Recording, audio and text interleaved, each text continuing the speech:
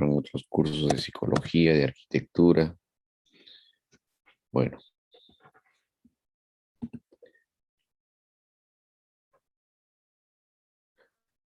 Listo. Hoy día vamos a hablar de varios temas. ¿Ya? Vamos a empezar con unos principios de lo que es oncología quirúrgica. Un ratito, vamos a ver. ¿Cómo les fue el examen?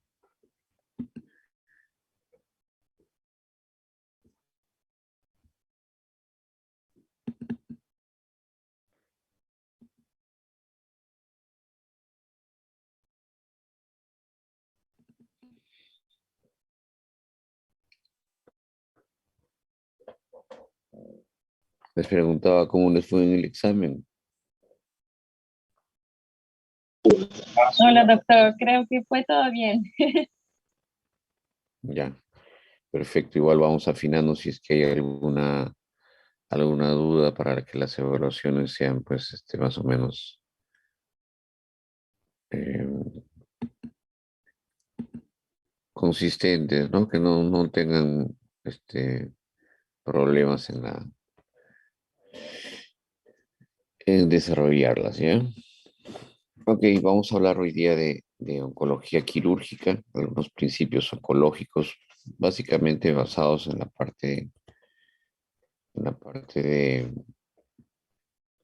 quirúrgica, ¿ya? No tanto en el... Por la clase, por favor. Ahorita un ratito.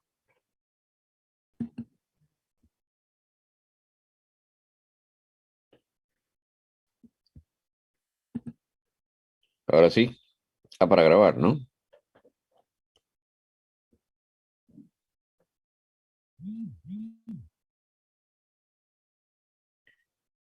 ¿Dónde le pongo grabar? Es en el mismo Zoom, doctor. Tiene que volver a ingresar así. ¿Volver a ingresar? O bueno, mejor dicho, no sé cómo explicarlo. Debería aparecer para grabar.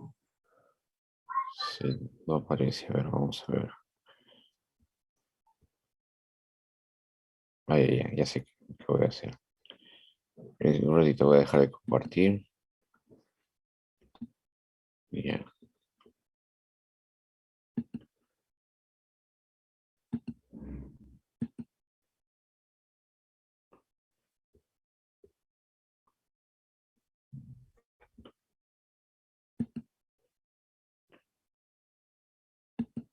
Ya, vamos a hacer una cosa, porque si yo siempre me olvido de grabar. Te pongo de confitrión, ¿eh? A ver, ¿dónde Está estás? bien. ¿Cómo estás nombrado? Arnold Salas, doctor. Arriba, ¿no? Arnold, a ver. Allá,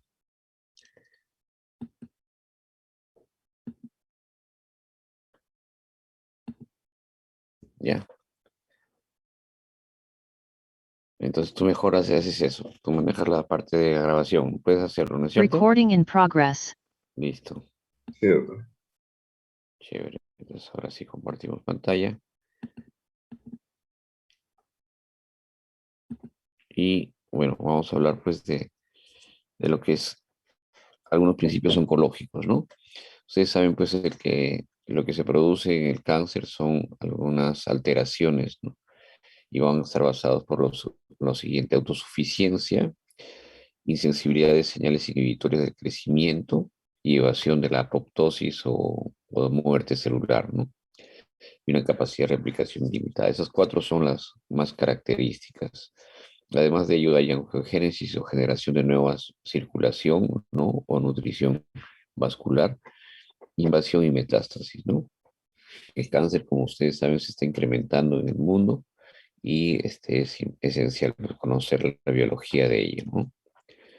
Esos son los datos que tenemos, ¿no? De la población a 6 billones, hay 10 millones de casos nuevos, 6 millones de muertes y más de la mitad de los países en desarrollo pues están afectados, ¿no? En el 53%. 5% de recursos para el control del cáncer. El año 2020 ya se calcula que una población de 8 billones va a haber 15.300 millones de casos nuevos, ¿no? Ya 10 millones de muertes y 60% en países en desarrollo. Ahora, el cáncer se está haciendo globalizado, ¿no? ¿Por qué? Porque muchos de los factores que llevan a activar los oncogénesis, perdón, los oncogenes, es el medio ambiente, y el medio ambiente pues se ha hecho casi siempre global, ¿no? Ahora, aquí está la mortalidad en cáncer del año 2000, ven en rojo, ¿no? Los países generalmente desarrollados, ¿no? Industrializados, pero como esto va cambiando, ¿no? El porcentaje de mortalidad en el año 2020. Si bien la frecuencia de cáncer es mayor en los países del hemisferio del norte, la mortalidad es mayor, ¿no? La frecuencia de cáncer es mayor a nivel del hemisferio norte, pero la mortalidad es mayor en el hemisferio sur, ¿no? Los casos de cáncer a nivel mundial en cuanto a frecuencia y tipos, esto no ha cambiado mucho, ¿no? En hombres es el pulmón, estómago, próstata, colon y recto, aunque hay un repunte actualmente de cáncer de colon y recto que nos involucra a nosotros, ¿no? En cuanto a las mujeres, el cáncer de mama y cuello uterino es el más frecuente. El cuello uterino, pues hay campañas de prevención de esto y esto ha ido reduciendo, ¿no? Pero el de mama siempre es el más alto. En el 2020, también en el año 2000 no hay cambios, sobre todo en la presencia, va a ser prácticamente lo mismo. Lo que sí, lo de cáncer de colon, ¿no? El digestivo. En el Perú es la tercera causa de muerte. Obviamente esto fue antes de la pandemia, aunque también los casos por la pandemia pues no han logrado tratamiento, no asistencia médica oportuna. Por lo tanto, muchos de los cánceres que vemos nosotros son cánceres que han progresado o incluso se han hecho ya inoperables, ¿no? Eso es en cuanto a la mortalidad en el Perú, del año 90 al 2020. Las causas de infecciones y neoplasias, obviamente las neoplasias están en segundo lugar, como ven ahora, se ha ido incrementando cada vez más, ¿no? Y casi está a la par de las infecciones. Se podría decir que estamos yendo hacia una epidemiología global, ¿no? Donde en todos los países se va a dar una similar curva epidemiológica en cuanto a frecuencia y causas de muerte. Sin embargo, va a haber algunos matices, ¿no? Lamentablemente, pues esto ha cambiado totalmente con la pandemia, ¿no? En cuanto al registro de cáncer, ¿no? Según datos que se tiene aquí en el Instituto Nacional de Enfermedades Neoplásicas, como ven ustedes, ¿no? En cuanto a varones y mujeres, el cáncer de estómago es el cáncer digestivo más frecuente en ambos sexos. En el registro de cáncer de mama, como les mencionaba ahí, hay un repunte en cuanto a colon. Esto fue hasta el año 93, ¿no? Pero actualmente se encuentra, la curva es más o menos similar respecto a lo de estómago que ha ido bajando y pulmón y próstata se mantienen en el sexo masculino, pero el cáncer de colon se ha ido incrementando no solamente en el Perú, sino en toda Latinoamérica. Igualmente en mujeres, ¿no? El cáncer de cuello uterino ha ido disminuyendo cada vez más por los programas, pero el cáncer de mama ha ido aumentando, ¿no? Y el estómago se mantiene como la primera causa de cáncer digestivo, ¿no? En ambos sexos. El cáncer, pues ya se ha determinado que es una enfermedad genética, que hay oncogenes de por medio, o sea, hay una predisposición para sufrir de la enfermedad. Y las características, como les mencionaba, es el crecimiento celular desordenado y una colonización temprana, o sea, metástasis, ¿no? Las formas de cáncer van a diferir según el tipo celular, según la etiología o cuál es el grupo celular que está reproduciéndose, el grado de malignidad y otros factores, ¿no? Sobre todo factores ambientales, como vamos a ver. Generalmente lo que se da, ¿no? En cuanto a la generación de los oncogenes es una mutación. Este gen mutado, oncogen, logra una proteína alterada que hay un descontrol del ciclo celular, ya no tiene ese control químico ni tampoco celular para poder disminuir el crecimiento desordenado, y empieza también la supresión de la apoptosis a la muerte, ¿no? Hay una proliferación anormal y empiezan a dar daños tisulares, ¿no? Primero por competencia de los nutrientes y segundo por invasión. Esos son los cuatro factores, como les mencionaba, que están directamente relacionados en una célula tumoral, ¿no? Evasión de apoptosis o muerte celular, insensibilidad de señales de que regulan el crecimiento, invasión a tejido y metástasis, y angiogénesis sostenida, ¿no? Entonces, básicamente hay una autosuficiencia y una capacidad ilimitada de replicación. Entonces, la carcinogénesis, ¿no? Son dos mecanismos, básicamente los epigenéticos y las mutaciones genéticas, ¿no? Los epigenéticos ya son una alteración que está dentro del ADN, y las mutaciones genéticas, en cambio, son factores ambientales que finalmente, como han ido dándose por mucho tiempo, finalmente pasan a ser ya eh, parte de nuestra carga genética, ¿no? Esta es la transformación de una célula normal, ¿no? Ven que hay una primera mutación, ¿no? Donde hay hiperplasia básicamente, que es un incremento del crecimiento. Generalmente hay una noxa o un insulto externo, ¿no? Sea ambiental, químico, infeccioso, viral, ¿no? De algún tipo, que genera esta hiperplasia. Pero luego de eso, o sea que es básicamente crecimiento celular, es un mecanismo de defensa. Luego hay una segunda mutación que hace pues que esta proliferación ya logre un cambio en todos los mecanismos celulares del sistema, ¿no? O sea, básicamente ya el ciclo se altera, no se mueren las células, se reproducen de manera desordenada y empiezan a tener otras características, ¿no? Sobre todo en la parte invasiva, una característica de invasión y de crecimiento desordenado. Las etapas de desarrollo de cáncer, ¿no? Son prácticamente las mismas, siempre hay una mutación genética, empieza con hiperplasia y luego la displasia, ¿no? La hiperplasia no es otra cosa que el crecimiento de las células en número. En cambio, la displasia es no solamente ello, sino el cambio en la forma de la célula, ¿no? En todo el fenotipo y obviamente luego del genotipo. Cáncer in situ y luego el cáncer invasivo, ¿no? El cáncer se vuelve invasivo cuando progresa en cuanto a la, la toma de los vasos sanguíneos, ¿no? De esa manera, pues la invasión es rápida a través del torrente sanguíneo, ¿no? Estos son los mecanismos de metástasis, como les mencionaba, está básicamente regulado con la intraversión en el sistema circulatorio, ¿no? Y cuando llega pues a la sangre, ¿no? A nivel vascular empieza pues irse a órganos distantes, ¿no? También puede haber una invasión por crecimiento en los órganos cercanos, ¿no? En nuestros casos, ¿no? Básicamente hay lo que se llama la carcinomatosis, que puede darse por el cáncer que se crece de manera regional en el abdomen, ¿no? El cáncer hereditario, pues ya está bien descrito. Por ejemplo, aquí tenemos en el caso de cáncer de colon, los criterios de Ámsterdam, ¿no? Que básicamente indican ya por alguno de los factores la presencia de cáncer que se da en familiares, que puede haber pues características que lo hacen ya una enfermedad genética, ¿no? Meramente genética. La presencia de 3 o más familiares con cánceres relacionados, compromiso de 2 generaciones y al menos un caso diagnosticado antes de los 50 años, ¿no? Todo esto lleva pues a un cáncer familiar, ¿no? Que es conocido pues como una poliposis hereditaria, ¿no? Se inicia como tal. La clasificación que más se utiliza es la clasificación de TNM. T es tumor, N es nódulo o ganglio y M es metástasis, ¿no?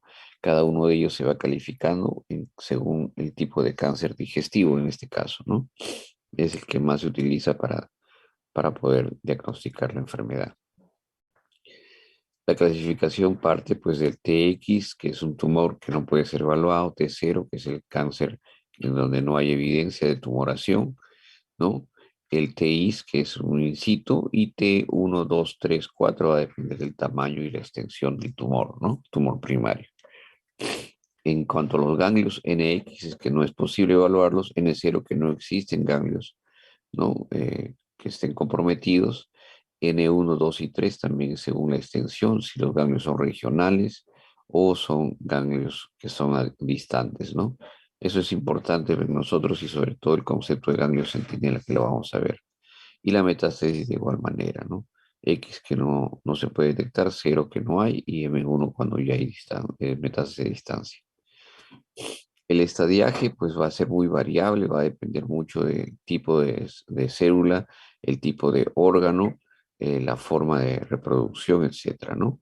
Pero en líneas generales podemos tener un estadio 0 que es in situ, 1, 2 y 3 según el grado de invasión, el tamaño tumoral y el compromiso de ganglios. Y el estadio 4 pues generalmente cuando ya hay metástasis. El concepto de ganglio centinela es importante porque el ganglio centinela no es otra cosa que la invasión de un nódulo dentro de la cadena linfática y el más cercano, ¿no? Que básicamente es el primer puesto que determina la actividad invasiva del cáncer, ¿no? Entonces, siempre que hay un órgano comprometido, sobre todo digestivo, es importante identificar el ganglio centinela y ver si este está comprometido o no, ¿no? Tiene trascendencia porque de acuerdo a eso uno puede tener una actitud de tratamiento distinta, ¿no? Para ello. Y los marcadores tumorales, pues no son otra cosa que una serie de sustancias químicas o biológicas, ¿no? Que nos identifican algún tipo de cáncer en especial, ¿no? Generalmente algunos de los marcadores son específicos, otros son muy generales, pero nos ayudan pues a ver dos cosas. Uno, diagnosticar el cáncer. Dos, saber si hay respuesta al tratamiento. Y eh, como último lugar, pues si es que este cáncer está siendo más invasivo o no, ¿no? Es una sustancia medible, ¿no? Por métodos bioquímicos, histoquímicos, y pues las características ideales de estos marcadores es que sean órgano específico, ¿no? Y sean altamente sensibles y específicos para el diagnóstico. Aquí tenemos algunos de ellos, ¿no? La alfa-fetoproteína, su unidad beta, antígeno carcinoma embrionario, beta 2 microglobulina, el CA125, el CA19-9, y vamos a ver qué cánceres son más o menos característicos. Eso es en el Schwartz, por si acaso, ¿no? El CA15-3 para seno, alfa-fetoproteína para tumores de hígado y germinativos, el antígeno carcinoma embrionario, generalmente en cáncer de recto y seno, el CA19-9, lo que es páncreas, vesícula biliar, ¿no? Y también gástrico, el 125 en ovarios, la calcitonina en tiroides y beta-HGC, por ejemplo, en coriocarcinoma, ¿no? Nos interesan más, obviamente, los digestivos para este curso. La terapia oncológica definitivamente ha tenido muchos cambios, ¿no? Hay una terapia definitiva y primaria en cirugía oncológica, ¿no? El extirpar el primario es nuestra tarea, es la parte más importante que tenemos nosotros en el control de cáncer digestivo, ¿no? Y todos los reportes mencionan que la extirpación del tumor primario, ¿no? De manera quirúrgica va a reducir ostensiblemente la malignidad, ¿no? La invasión y va a mejorar la sobrevivencia en los pacientes, ¿no? La terapia que nosotros la llamamos como adyuvante, porque realmente eso es lo que es para nosotros, ¿no? Puede ser esencial en algún tipo de cáncer, como linfoma, por ejemplo, que no es lo usual en nuestros casos, pero la terapia adyuvante puede ser la quimioterapia, inmunoterapia, donde hay muchos avances actualmente, terapia hormonal y terapia biológica, ¿no? El cáncer digestivo hay que hacer estudios contrastados, endoscópicos, anatomopatológicos, muy importante. Los marcadores tumorales también para ver la invasión, pronóstico de vida, las comorbilidades y la posibilidad de terapia adyuvante. Esto es importante hacer una evaluación global o total en el caso de los pacientes con cáncer digestivo, porque esto no solamente nos va marcar el pronóstico, sino también nos va a dirigir en qué tipo de cirugías debemos hacer en cuanto a las resecciones ganglionares, hasta dónde debemos avanzar. Y lo otro también, en algunos casos, pues de repente no se puede sacar el tumor, ¿no? O no, sacando el tumor no le damos mucho beneficio, ¿no? Versus riesgo. Y lo que se pueden hacer cirugías paliativas, derivativas, ¿no? De otro tipo, ¿no? Eso es importante siempre hacer un estadiaje del cáncer, no solamente hacer la extirpación, ¿no? Porque, claro, muchas veces el cirujano dice hay que sacar el tumor, ¿no? Y los familiares van a estar contentos si es que nosotros sacamos el tumor, pero de repente eso no va a mejorar en nada en el paciente, ¿no? Entonces no es lo que nosotros queremos y nos indica qué hacer, ¿no? Como cirujanos, ¿no? Sino lo que es mejor para el paciente. La cirugía oncológica, pues, es la aplicación de principios quirúrgicos en la solución de problemas tumorales. Pero aquí no solamente se refiere a los principios quirúrgicos respecto a la capacidad de resección o extirpación del tumor, sino también a la posibilidad de decidir las terapias más adecuadas, ¿no? Ahora no es dable operar al paciente si es que uno no tiene adyuvancia previa, en algunos casos de tumores, por ejemplo, el cáncer gástrico o el cáncer de colon, ¿no? Debemos primero hacer tratamiento con quimioterapia y luego hacer el tratamiento quirúrgico, ¿no? Obviamente si es que no tiene complicaciones que lleven a una cirugía de emergencia, ¿no? Entonces el tratamiento del cáncer ya es multidisciplinario, ¿no? Los procedimientos quirúrgicos son claves, obviamente, pero no son los únicos y ahora tienen que ser acompañados con antes, intra y post quirúrgico el uso de la adyuvancia. La cirugía en cáncer definitivamente, como les decía, la resección es la primera característica más importante de la cirugía, pero también existe el diagnóstico mediante las biopsias y tipificación y también saber en qué etapa está de avanzado el cáncer, ¿no? Terapéutico es lo mejor y lo que es la parte paliativa también tiene pues función la cirugía, ¿no? Evitar que el paciente esté obstruido, evitar que el paciente haga ictericias severas, ¿no? Y se muera por otras causas, ¿no? Pero siempre no se olviden que la terapia paliativa va a calmar la principal molestia. No es dable entrar a operar un paciente que tiene cáncer de páncreas, hacer solamente una cirugía derivativa y no tratar el dolor, ¿no? Porque la principal molestia del paciente no va a ser la baja de peso, la ictericia o el que no pueda comer, sino que va a tener un dolor muy intenso y que muchas veces es limitante e intratable, ¿no?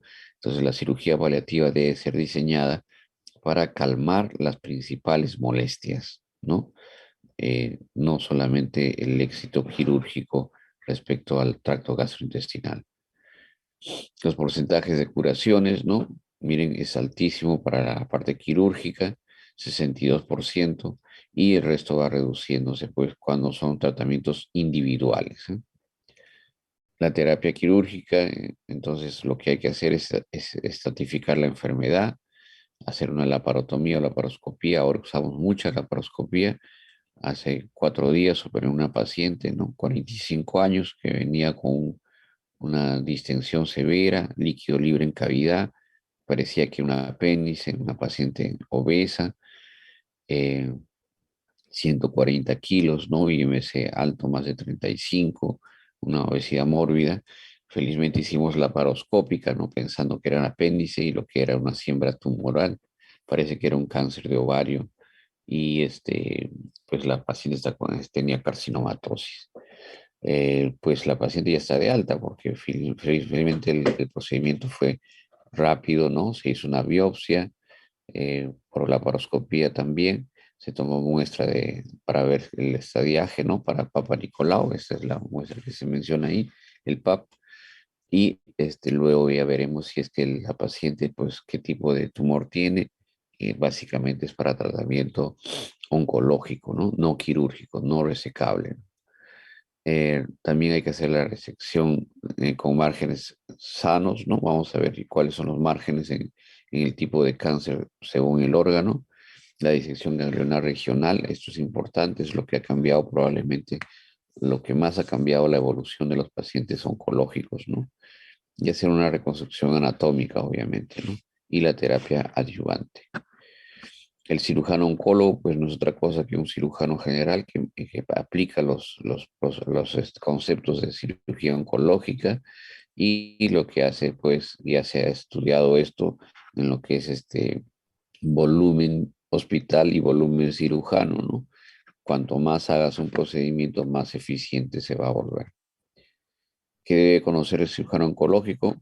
Cómo se desarrollan las neoplasias, cuál es su historia natural, cómo se disemina, qué factores pronósticos hay en el paciente, qué formas de tratamiento hay, qué opciones quirúrgicas tenemos, cuándo usar la adyuvancia y los cuidados paliativos que se deben dar en nuestros pacientes. ¿Qué hacer? Bueno, diagnosticar la enfermedad con las biopsias, la parotomía, ahora lo estamos haciendo más por la paroscopía, resección del tratamiento del cáncer, también puede hacerse esto por vía laparoscópica, pero los principios tienen que ser exactamente los mismos, es decir, atacar el tumor primario, extirparlo, ver los patrones de diseminación, tener el concepto de ganglio centinela y hacer una resección oncológica, que quiere decir que se haga una resección con la disección de todos los ganglios que puedan estar comprometidos y limitar la invasión de la enfermedad. Y hay que tener claro pues que el primer tratamiento es el quirúrgico, pero que da una gran probabilidad de éxito, pero si existe metástasis, pues la curación a veces no es posible y lo que hay que hacer es un tratamiento paliativo, ¿no? No solamente quirúrgico, sino también con medicación. La resección, obviamente, es sacar el tumor, ¿no? Eso va a disminuir, como les decía, las posibilidades de complicaciones y mejorar el pronóstico. Y también hacer una resección. La cirugía laparoscópica ahora es en el Instituto Nacional de Enfermedades Neoplásicas, tanto aquí en Lima como en el norte y sur del país, ¿no? Hay dos otros centros y utilizan pues la laparoscopía para poder hacer una intervención inicial, ¿no? Que muchas veces si se diagnostica carcinomatosis no se avanza más con el tipo de tratamiento y se ha vuelto pues el gol estándar en el tratamiento de cáncer de colon y cáncer gástrico, ¿no? En nuestro hospital sí se hace mucho de la vía laparoscópica, se hace muy poco de cáncer gástrico, pero ya se ha constituido como un procedimiento estándar, ¿no? Como el gol estándar para este tipo de resecciones tumorales. Aquí tenemos lo que es las terapias de ablación tumoral, también existe esto y se utiliza mucho, no solamente para el primario, sino sobre todo para el tratamiento de las metástasis. Bien, muchachos, ¿alguna pregunta? Buen día, doctor. En cuanto al cáncer de estómago, ¿cuáles serían, digamos, como las primeras etapas donde se puede prevenir para la progresión y que llegue a cáncer? Por ejemplo, puede ser úlcera gástrica, algo así. No te entendí. ¿Cómo diagnosticamos tempranamente? ¿Eso es tu pregunta? ¿O el cáncer de estómago? Sí.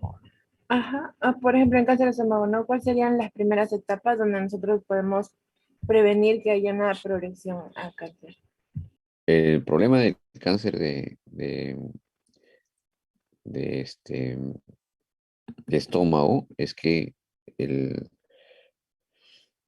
el tumor pues crece prácticamente de manera libre, ¿no? ¿En qué sentido? Que no existe una, una obstrucción porque el tumor tiene todo el espacio dentro del estómago para crecer, ¿no? Entonces los síntomas son tardíos. Lo que se tiene que hacer para tener un diagnóstico temprano son las campañas que existen en otros países, no tan lejanos como en Chile o en Brasil, ¿no?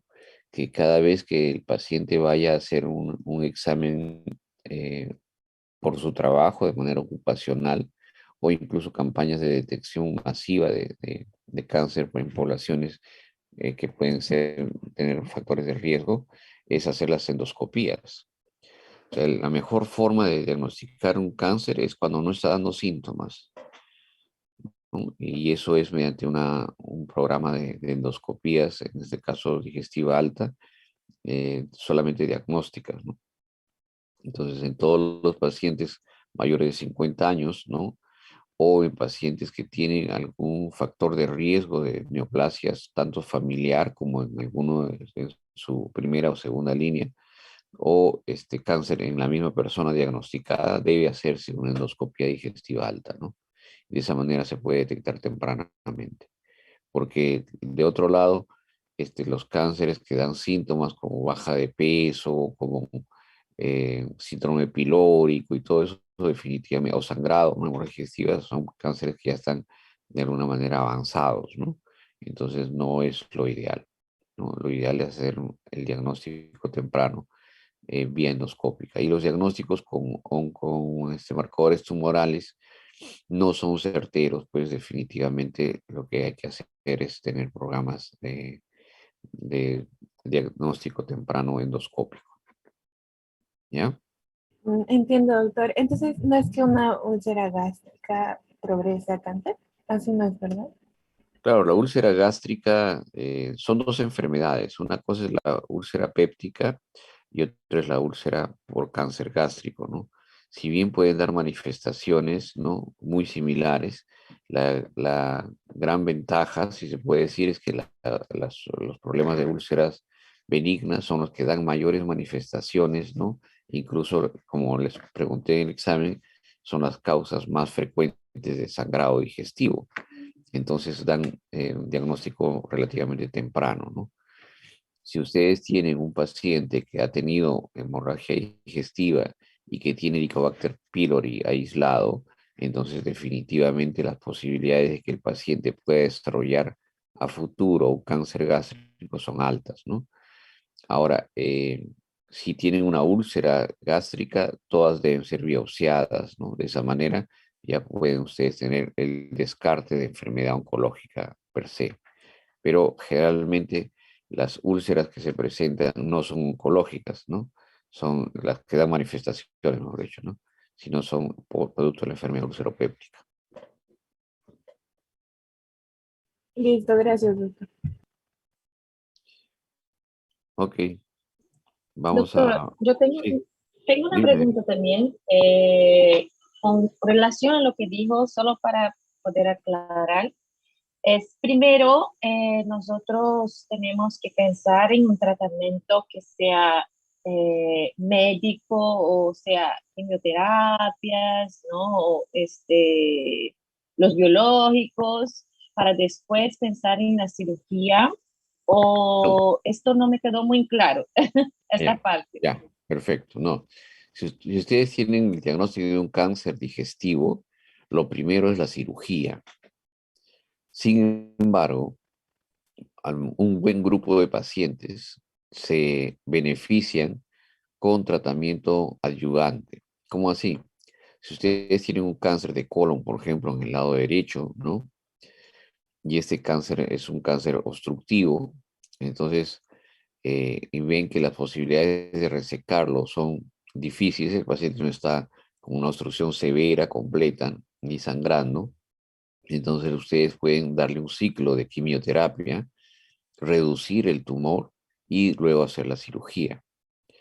Si ustedes tienen un paciente que tiene cáncer de recto, entonces lo primero que tienen que hacer una vez diagnosticado no es la cirugía. En ese caso específico es la técnica del wash and wait, ¿no? Que es mirar y esperar, ¿no? Le das tratamiento con radioterapia y quimioterapia, que es la adyuvancia, y ves cómo se comporta. Muchas veces hay remisión completa del cáncer y ya no tienes que hacer nada quirúrgicamente, ¿no? Eso ha cambiado, obviamente. Antes lo que se hacía son cirugías abdominoperineales, ¿no? Y se hacía, el paciente terminaba con una colostomía de por vida y el pronóstico no era bueno. Entonces, la adyuvancia no quiere decir que sea alternativa, es complementaria en cuanto a su uso o utilización en el entorno quirúrgico, ¿no? Eso básicamente. No es que se inicia el tratamiento médico y si no hay respuesta al tratamiento quirúrgico, no, es al revés. Se planifica el tratamiento quirúrgico, pero la adyuvancia, por eso se llama adyuvancia, ¿no? La quimioterapia o radioterapia, o sobre todo quimioterapia o terapia biológica, podría pues reducir y dar mejor expectativa y lograr una resección curativa, ¿no? Llamamos curativa en oncología cuando la sobrevida es mayor de 5 años, ¿no? Para ponernos de acuerdo en los términos también. ¿Listo? Ya, gracias, doctor. Bien, entonces vamos a continuar.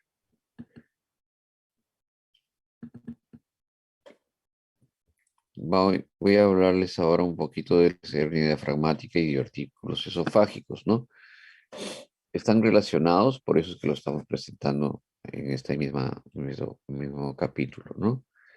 Pues la hernia diafragmática no es otra cosa que una debilidad, pues a nivel de la unión esófago-gástrica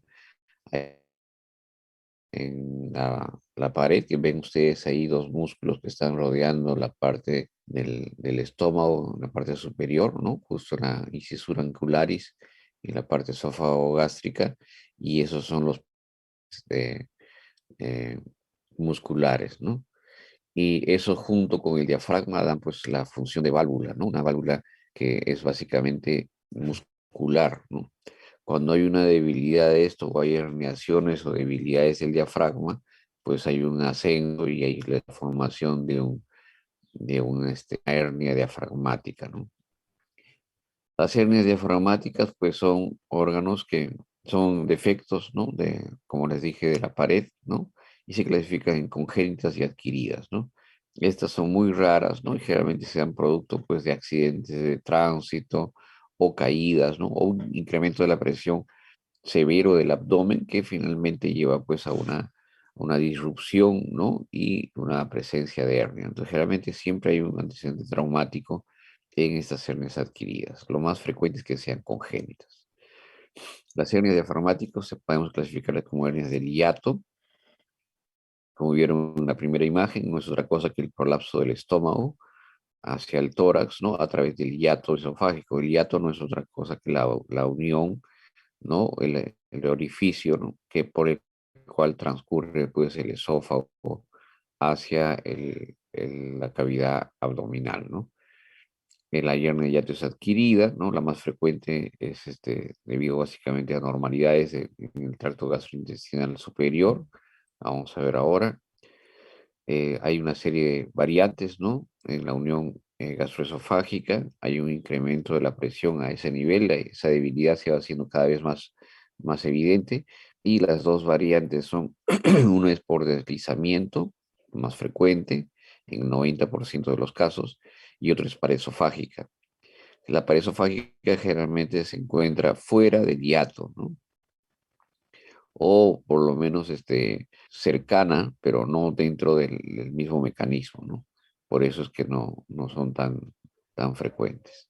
Las hernias pueden ser, pues, este es el esófago normal que ven en la parte izquierda, en la hernia yatal, básicamente se da a ese nivel, ¿no? Por deslizamiento, esa la que está en el medio, y la pared esofágica, pues, no está directamente relacionada con el estómago y la unión esófago-gástrico, sino es el estómago, ¿no?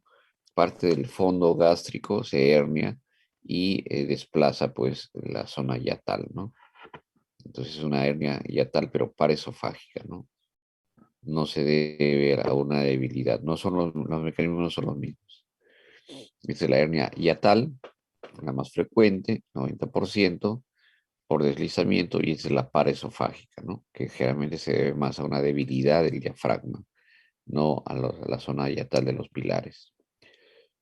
La hernia puede ser por deslizamiento y también paraesofágica. Existen también algunos divertículos esofágicos, ¿no? Que pueden dar la frecuencia es muy baja, pero pueden dar algunos inconvenientes respecto a la digestión y algunos también tienen que operarse, ¿no? Dentro de los divertículos más frecuentes son los divertículos de Secker, que está en el esófago superior, y el otro es el divertículo por tracción, ¿no? Que se da también en un entorno de incremento de la presión dentro del esófago, ¿no? Entonces, esos son los dos divertículos que se pueden presentar. Todo esto constituye pues, la patología de la unión esófago-gástrica, ¿no? ¿Cuál es el cuadro clínico? ¿Cómo se presenta el paciente? ¿Qué manifestaciones tiene? Disfagia, que es una disfagia que puede ser incluso progresiva, ¿no? Pero generalmente es a líquidos y a sólidos. Es dolor en el momento de la deglución o también un dolor retroesternal, ¿no? Hay una plenitud postprandial temprana, o sea, se llenan rápidamente. Hay la pirosis que se presenta más en las noches, regurgitación en algunos casos y la anemia que puede ser también producto básicamente de una microhemorragia a ese nivel, ¿no? Las hernias de hiato se van a clasificar en tipo 1, 2 y 3, ¿no? La hernia 1 es la que mencioné, más frecuente de deslizamiento, la 2 es paraesofágica y la 3 pues es una hernia mixta, ¿no? Donde hay desplazamiento no solamente de las estructuras de la unión esófago-gástrica, sino también del fondo gástrico, o sea, es mixta, ¿no? Obviamente más grave. Aquí hay una hernia de hiato por deslizamiento, no se ve muy bien en la radiografía frontal, ¿no? El nivel hidroaéreo, pero en la lateral sí, ustedes ven un nivel hidroaéreo en el centro, ¿no? Que es producto básicamente del esófago, ¿no? La unión gastroesofágica que está dentro del tórax. Por eso da esa imagen, ¿no? La hernia por deslizamiento, como les mencionaba, básicamente la unión esófago-gástrica pasa a ser ya de abdominal a ser torácica, ¿no? Hay un desplazamiento completo, se ve ahí el esófago, la unión esófago-gástrica, hay una pérdida completa de la incisura angularis y la morfología, pues, de la unión esófago-gástrica, ¿no? ¿No? El fondo gástrico, ¿no? Y parte del estómago en la parte superior está todo en el tórax. Aquí también se ve, esa es una imagen varitada que ya se hace muy poco, ¿no? Pero como el estómago, parte del estómago está en la parte torácica, ¿no? Y hay una doble imagen, ¿no?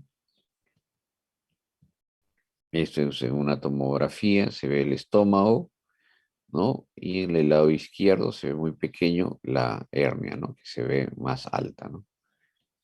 La herniación. Como les decía, pues las hernias adquiridas, ¿no? En este caso es una hernia diafragmática traumática. Estas no se dan a nivel de la unión esófago-gástrica, sino se dan generalmente en el diafragma izquierdo, ¿no? Donde ahí es más débil y puede herniarse el diafragma a ese nivel, ¿no? Ustedes ven en la imagen del lado derecho, ven el hígado. A ver, vamos a ponerlo así.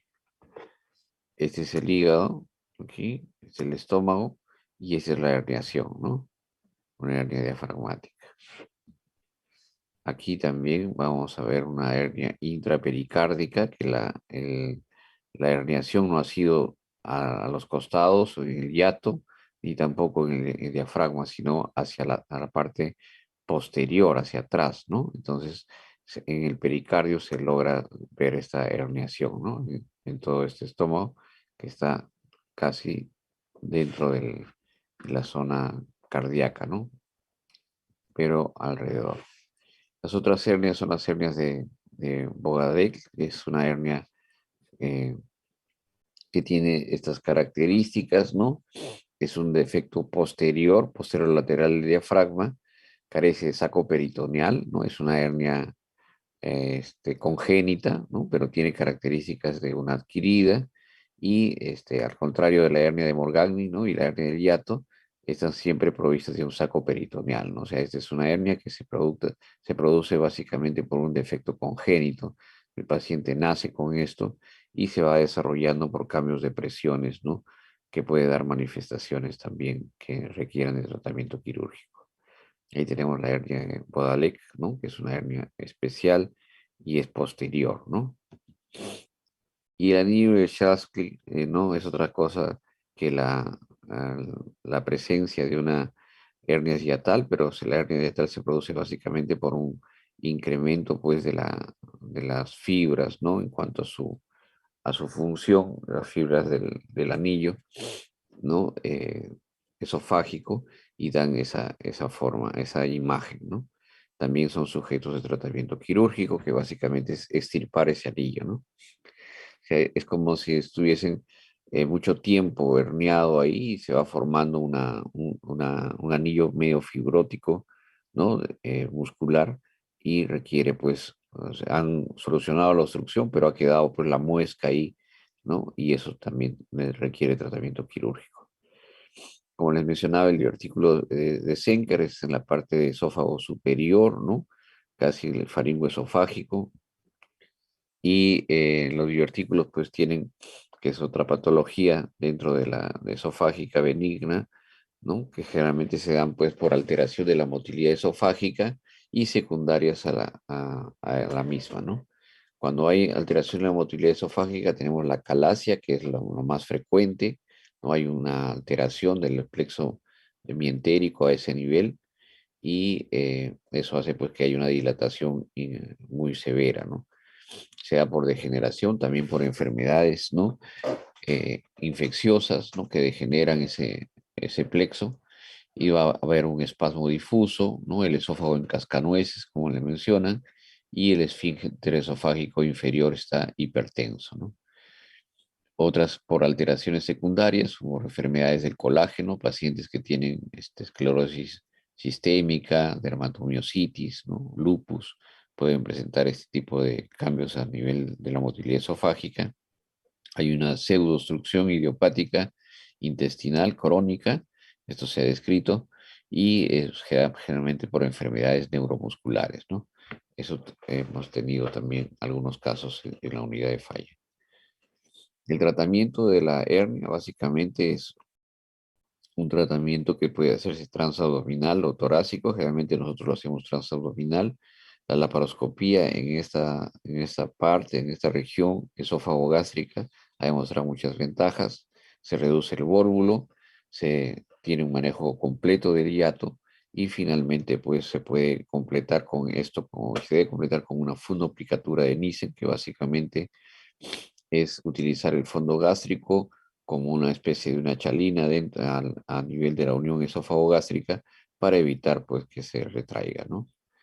Vamos a ver en la parte de cirugía gástrica cómo se hace una fundoplicatura de Nissen, ¿no?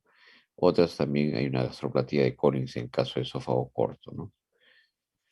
La calasia, como les decía, es más frecuente en mujeres jóvenes, ¿no? Hay un cambio a nivel de la onda peristáltica, el esfínter cardial pues no se relaja, está hipertónico, hipertenso ahí. Hay un cambio en cuanto a la parte histológica, ¿no? Hay las células ganglionares pues están con deficiencia, ¿no? Y se produce pues un megaesófago proximal, ¿no? Se va dilatando, dilatando. Un ratito que hay temblor, ¿ya? Vamos a ver, todos tranquilos. Bueno, aquí en Lima, ¿no? Ya, ya pasó. Bueno, aquí en mi casa se siente mucho, ¿no? No sé si ustedes en el resto de Lima. Bien, ya pasó. Bueno, se produce un esófago proximal, el riesgo aumentado, hay que hacer pues de regurgitación y neumonitis por aspiración, y pues hay un riesgo leve, ¿no? De que esto se transforme en un cáncer de esófago, ¿no? Esa es la imagen clásica de la calasia, ¿no? Se ve pues una dilatación severa del esófago, ¿no? A nivel de unión esófago-gástrica, y como les decía, el esfínter aquí, al contrario de las hernias del hiato, aquí el esfínter no es hipotónico, sino es hipertónico, ¿no? Y hay una degeneración de la parte superior, ¿no? El tratamiento de las acalasias, ¿no? No es otra cosa que la sección, que es una miomectomía de Heller, que es la sección de la capa muscular. Ustedes saben que el intestino, a nivel del esófago y del resto del intestino delgado, tiene una circular externa y una longitud, perdón, una circular interna y una longitudinal externa, ¿no? Entonces la miomectomía de Senker no es otra cosa que la sección de la serosa y también de de la muscular, que es la longitudinal externa, ¿no? La capa muscular longitudinal externa. Entonces se hace una sección de 2,5 centímetros a nivel de la unión esófago-gástrica hacia abajo y casi 4 centímetros hacia arriba. Hay que tener mucho cuidado en no seccionar el nervio vago anterior que está cruzando ahí, como ustedes ven esa línea blanca aquí, ¿no? Esta línea es el vago, ¿no? Nervio vago anterior. Entonces lo que se hace es una sección que puede hacerse con la laparoscopía, va muy bien, ¿no? O también con cirugía abierta, se secciona solamente la capa longitudinal externa y como se ve la protrusión de la capa interna, de circular externa, interna, perdón, y ese es todo el tratamiento. Es un tratamiento bastante sencillo, pero bueno, hay que diagnosticar la enfermedad, pues, ¿no? No es una enfermedad tampoco que sea muy fácil de tratar. Listo, descansamos un ratito, tomen su agüita de azar y en 5 minutos nos encontramos. ¿Está bien? Ok, doctor. Ahí calmados, ¿eh?